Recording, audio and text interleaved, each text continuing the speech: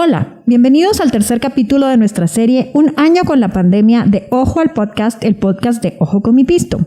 Soy Beatriz Colmenares y nos enfocaremos en este episodio en los dos municipios en donde se efectuó el menor número de pruebas de marzo 2020 a marzo 2021, el primer año de pandemia. Nos referimos a San Bartolomé Jocotenango, Quiché y Concepción Sololá. De marzo de 2020 a marzo de 2021, en el primero de ellos se hicieron 15 pruebas nada más y 5 personas dieron positivo a coronavirus. En el segundo, en Concepción Sololá, se hicieron 13 pruebas con 4 contagios. ¿Qué está pasando en estas localidades? Para ampliar sobre ello nos acompañan los dos reporteros de Ojo con mi Pisto, Carmen Maldonado Valle e Isaías Morales. Y empezamos con Carmen. El miedo para hacerse la prueba de coronavirus no solo viene en los pobladores, sino también en los trabajadores de salud. Por ejemplo, en los pobladores lo que sucede es que les da miedo que los contagien al introducirles el hisopo en la nariz o en la garganta. Otra de las circunstancias que hace que no se quieran hacer el hisopado es que les da desconfianza estar en una fila para hacerse la prueba porque piensan que se pueden contagiar si hay un positivo en el grupo. Otros no se hacen el hisopado porque no creen que exista el coronavirus, como pasa en muchos otros municipios. Y en cuanto al personal de salud, el mayor miedo que tienen para difundir información sobre las pruebas es que hubo vecinos que los amenazaron con que no podían hacerle los hisopados a los habitantes ni promoverlas porque creen que los quieren contagiar a todos y, bueno, además de las razones que ya mencionamos. Entonces le dijeron a las enfermeras que si se atrevían a realizar los procedimientos, los iban a sacar de la comunidad. Este es un miedo que se comparte con los vecinos porque también algunos dirigentes de COCODES le dijeron lo mismo a las personas que se querían hacer la prueba. A mayor resistencia a hacerse la prueba, menor es la probabilidad de poder contener el avance de la pandemia. Y sobre ello nos habla el doctor Edwin Calgua. Él es coordinador del Centro de Investigaciones Biomédicas de la Facultad de Ciencias Médicas de la Universidad de San Carlos de Guatemala. ¿Qué riesgos tiene el que no se hagan suficientes pruebas en un municipio? Escuchamos lo que nos dice. A la pregunta ¿qué riesgos tiene que no se hagan suficientes pruebas en un municipio? Voy a tomar, por ejemplo, el caso de San Bartolomé Quiché y Concepción Sololá, dos municipios que tienen relativamente bajas cantidades de tamizajes, a pesar de que tienen pocos pobladores en cada uno de sus municipios. Estos tienen colores amarillos cuando uno los observa en el tablero de alertas de COVID-19 que tiene el Ministerio de Salud Pública y Asistencia Social. Y desde el punto de vista epidemiológico, esto podría ser engañoso porque pensaríamos que es un amarillo que nos da un cierto nivel de seguridad, cuando realmente es todo lo contrario, porque la baja cantidad de personas que se está realizando pruebas nos da prácticamente la no existencia de estos casos y además de eso también nos da la situación de que hay una baja cantidad de hisopados. Y esto va a influir sobre el color del departamento y en estos casos puede ser muy engañoso lo que estamos observando en el tablero y eso es lo más peligroso porque podríamos estar con municipios que eventualmente tienen un alto riesgo, solo que la población no se está haciendo este tipo de estudios.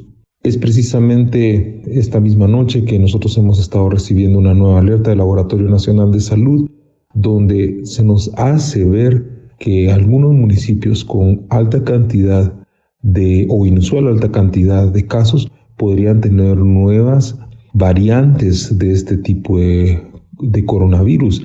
Entonces, cuando tenemos una baja cantidad de casos, esto podría ser muy peligroso en cuanto a identificar apropiadamente si es un lugar de riesgo. Así que esto podría contribuir a la mayor propagación y que pronto tengamos mayor cantidad de muertes en lugares donde no esperaríamos que fuera así porque pensábamos que no habían tantos casos. Y ese es el tipo de riesgos que podemos tener cuando se tienen pocas pruebas en un municipio. Ahora bien, es importante prestarle atención a todos los temores que hay detrás de hacerse las pruebas en distintas localidades. ¿Qué estrategias deberían de adoptarse para convencer a la gente de que hacerse pruebas es importante y no deberían de tenerle temor? 2 personas nos dicen. Adrián Chávez es analista en temas de salud pública y fue viceministro de Salud. La existencia de este tipo de poblaciones es una cuestión bastante interesante porque implica un reto para el Ministerio de Salud Pública y Asistencia Social. En este sentido, hay que tomar en consideración que esa ola y saturación de información que de alguna u otra forma está manipulando a la población hacia no COVID y hacia no vacunarse y hacia no hacerse la prueba, no ha sido lo suficientemente abordada por el ministerio, por lo que esto conlleva a la necesidad de establecer una estrategia mucho más fuerte para poder de alguna manera contrarrestar esa mala información que se está dando. La otra cuestión que hay que tomar en consideración es que las comunidades normalmente están organizadas. En este sentido hay que establecer distintos espacios de comunicación con los actores sociales y líderes de estas comunidades para de alguna manera poder informarle y que ellos mismos apoyen en la educación y la distribución de información correcta hacia las poblaciones. Margarita Chiroy es encargada del Centro de Salud del Mirador Sololá. Tratamos la manera de escuchar, digamos, con carteles, con las informaciones que nos han dado ahí sí, en consejos técnicos, en los centros de salud, cuando hay consejos técnicos, para que la gente tenga confianza y que ellos sepan para qué sirven las pruebas, cómo se realiza, para detectar, para no ahí se afectar la población, sus vecinos, sus familiares, que no tengan temor, pero como usted sabe, ¿verdad?, que en las comunidades lejanas, pues siempre hay mal informaciones o interpretan mal las cosas, entonces prácticamente la gente se van alejando. Incluso aquí hay personas que no utilizan la mascarilla. ¿Por qué? Porque ellos no creen que existe esa enfermedad. Otros dicen mejor no vamos porque sabemos que los que trabajan en salud, ellos traen. Entonces uno trata de explicar, orientarla, la forma más sencilla posible de hablarle. En el primer año de pandemia, del 13 de marzo de 2020 al 13 de marzo de 2021, en todo el país se practicaron 975.505 pruebas para detectar el coronavirus. De estas, 182.882 resultaron contagios positivos y fallecieron como consecuencia de la COVID-19 6.595 personas. Algunas de estas pruebas se practicaron mediante unidades móviles que el Ministerio de Salud instaló en septiembre de 2020. Tan solo en mercados de la ciudad de Guatemala y Villanueva, por ejemplo, se hicieron 4.173 pruebas a fines de enero de 2021.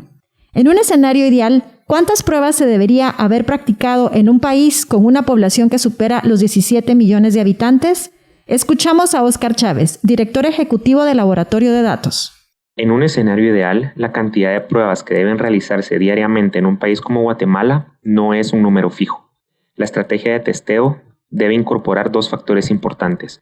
Primero, la positividad de los diferentes territorios.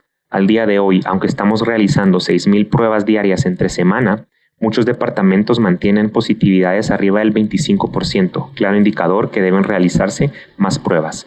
Número 2, acciones de rastreo de contactos, aislamiento temprano y comprobación de falsos negativos a través de PCR. Sin esto, no importa cuántas pruebas hagamos, no serán suficientes. Gracias por habernos acompañado en este tercer episodio de Un año con la pandemia de Ojo al Podcast, el podcast de Ojo con mi Pisto. En el próximo conversaremos sobre estrategias que se desarrollaron en el primer año de pandemia para intentar contener su avance.